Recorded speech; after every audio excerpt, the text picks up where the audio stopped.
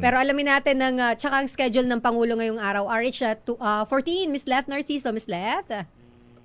Sister Ella, kay biyaheng Cebu muli si Pangulong Ferdinand Marcos Jr. para kumustahin ang mga biktima ng lindol at inspeksyonin ang mga naitayong pansamantalang tirahan ng mga residente. Unang pupuntahan ng Pangulo ang Bayanihan Village sa Barangay San Remigio kung saan may naitayo ng modular shelter units.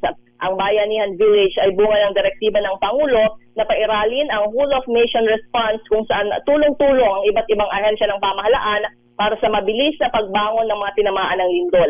Kabilang dito ang DHSUD, DPWH, Office of the Civil Defense, DSWD at iba pang departamento. Bibisita din ang Pangulo sa tent city sa Bogo, Cebu na base sa ulat ay mayroon ng halos 100 tents na naitayo hanggang nitong nakaraang linggo. Kasama din sa sisilipin ng Pangulo sa Bago o sa Bogo ay ang Cebu Provincial Hospital. Lakay? Ayun, sino mga cabinet secretary na kasama ng Pangulo? Malaman natin mamaya dahil palagi niya naman kasama ang mga opisyal ng DSWD para doon sa, syempre, sa pagtugon doon sa mga pangangailangan laki ng mga biktima ng lindol. Ang DPWH para doon sa mga estruktura at alamin natin lakay mamaya kung sino-sino pa ang kasama niya. Dapat kasama si Secretary Vince Dizon Leviste. Vince Dizon, lakay. Dizon. Akala ko Leviste. Nadagdagan na ang apelido. Akala ko Leviste ang middle name. Ayan, ano pala, Harry Perez. Ayan. Ari Perez. Ari Lakay. Array, ayan. Arrey. Array, ayan. Array, ayan. Aray ko, sakit. Charot. Array. Ano nangyari sa'yo, Lakay? Sabi ni Miss Let, ano ba si Lakay? Friday na Friday. Kasi Presidente ay nung Lunes lang nasa Davao. So baka matagal-tagalan pa kung just in case babalik man siya. Mr. President, wag lang sa Davao, ayan, Cebu, ayun punta na kayo sa Surigao, punta niyo na Surigao, ayan. At saka sabay galing na Masbate, ayan, saan ba yung mga nilindol? Binaha, ayan. Anyway, sige, basta on the go, nag-iikot ng presidente, yes, ayan. Alamin kung ano ang sitwasyon sa ground, At least nakikita niya mismo, Lakay. Hindi yung puro sa At maganda yung nakita niya na Balakay, ang mga picture ng Bayanihan Village. Maganda yun, yung modular shelter na mabilis na naitayo.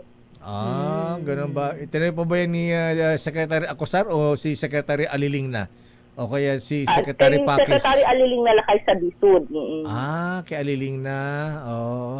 Ba't wala bang nagawa si Acosar?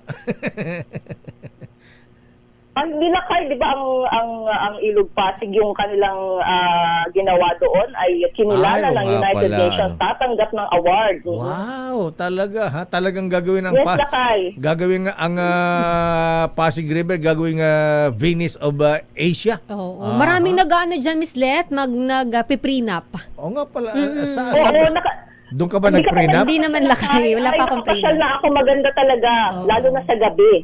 Tsaka maraming kainan na pala, Miss Let, malapit dun sa area, no? Oo.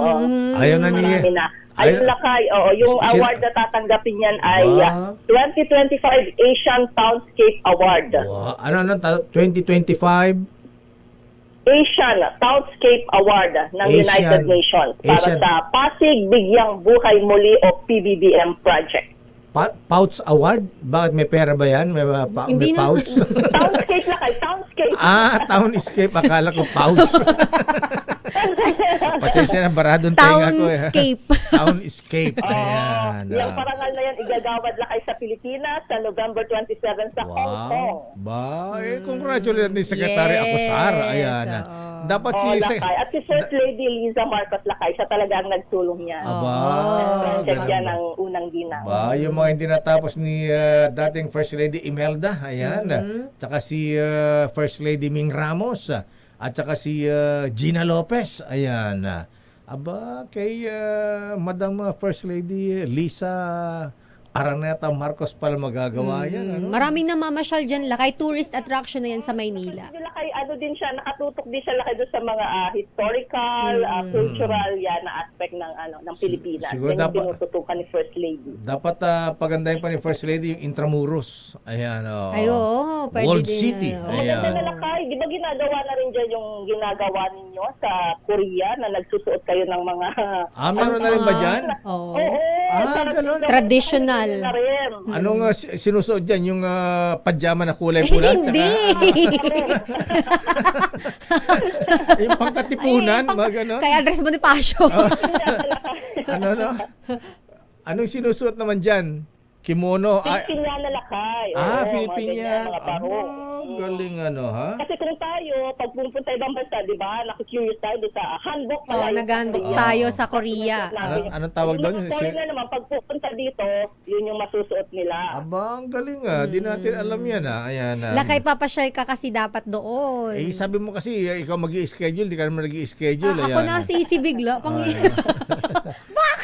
Kaya nila yan, Sister L. Kayo ni Karen Oyong. Ayan. Ayo, pasyalan natin yan, Lakay. Actually, Hanggang sa may ilog Pasig. Yes. Actually, gusto ni Sister El noon mag-prenup doon diyan nga sa Pasig River. Ha? Kaya lang ang dami na raw. Sabi, ano yan, common na yan. Sabi niya, Sana lang ako. para may iba naman daw, sa Sogo na lang.